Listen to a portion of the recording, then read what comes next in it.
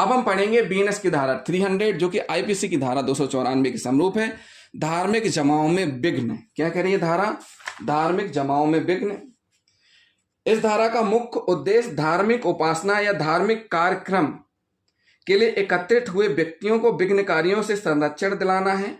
अतः ऐसे व्यक्तियों को इस धारा के अंतर्गत दंडित किया जाएगा जो धार्मिक संस्कारों में वैध रूप से भाग ले रहे जमाओं के कार्यों में जानबूझकर विघ्न डाल रहे हों।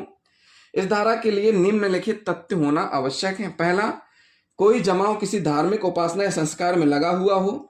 नंबर दूसरा, अभियुक्त द्वारा ऐसे जमाव के कार्य में स्वेच्छा विघ्न डाला गया हो।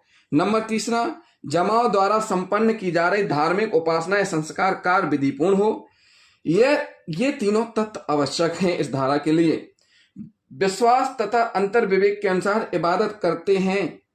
एक शिया मुस्लिम ने अपने संप्रदाय की मान्यता के अनुसार अमीन शब्द का जोर जोर से उच्चार किया, जिससे वहां उपस्थित सुन्नी संप्रदाय के लोगों ने उनके धर्म कार्य में बाधा मानते हुए अभियुक्त के विरुद्ध इस धारा के अंतर्गत अभियोजन चलाया। क्योंकि सुन्नियों में आमीन शब्द का जोर से उच्चारण नहीं किया जाता, परंतु न्यायालय ने अभियुक्त को निर्दोष घोषित किया क्योंकि उसके द्वारा आमीन शब्द का उच्चारण जोर से किया जाना स्वेच्छा विघ्न कार्य करने के लिए न किया जाकर केवल उसकी धार्मिक मान्यताओं के अनुसरण में किया गया था। परंतु यदि कोई व्यक्ति चाहे वह मुसलमान हो या ना हो, सद्भावना पूर्वक इबादत हेतु मस्जिद में ना जाकर वहां एकत्रित जमाओं की इबादत में विद्वेष पूर्वक स्वेच्छा विघ्न डालता है तो वह इस धारा के अंतर्गत अपराधी होगा।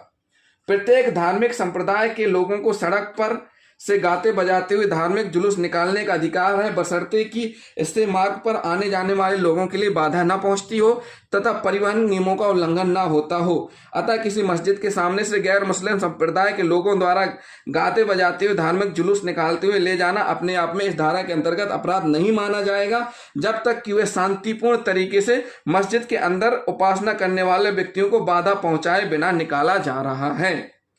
मोहम्मद जलील खान बनाम रामनाथ कठुआ के बाद में इलाहाबाद उच्च न्यायालय ने अब निर्धारित किया कि सार्वजनिक मार्ग मुख्यतः लोगों की आवाजाही के लिए उपलब्ध रहता है और प्रत्येक व्यक्ति आने जाने के लिए उसका सदुपयोग कर सकता है।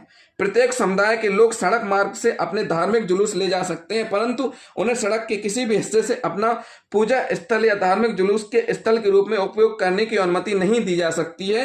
लोगों से अपेक्षा की जाती है कि वे अपने धार्मिक जुलूस सड़क मार्ग से ले जाते समय यह ध्यान रखें कि इसके कारण किसी अन्य समुदाय या वर्ग के लोगों की धार्मिक भावनाओं को ठेस न पहुंचे या इससे आने जाने वाले लोगों को असुविधा न हो।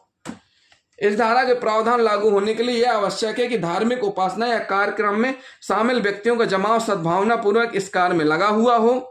यदि वे किसी मंदिर पर अपना कब्जा जताने के लिए वहां एकत्रित होकर धार्मिक कार्य में लगे हों तो यह नहीं कहा जा सकेगा कि वे सद्भावना पूर्वक ऐसा कर रहे हैं। उदाहरण, जयपाल गिर बनाम धर्मपाल के बाद में सिलोन का एक धर्मपाल नामक बौद्ध भिक्षु गया के बौद्ध मठ पर कब्जा जमाना चाहता था, जो कि तत्समय शैव महंतों के आधिपत्य में था। ऐसे तो उसने जापान से भगवान बुद्ध की कलात्मक मूर्ति लाई तथा उसे लेकर वहां गया के बौद्ध मंदिर में प्रविष्ट हुआ। शैव महंतों ने उसे निकालकर बाहर किया।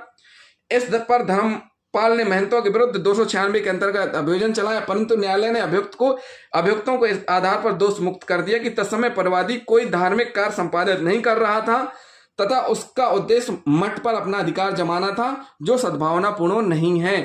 तो साथियों, इस प्रकार का कृत्य करना जो कोई करेगा उस दोष सिद्ध होने पर 1 माह तक का कारावास, जुर्माना दोनों से दंडित किया जाएगा।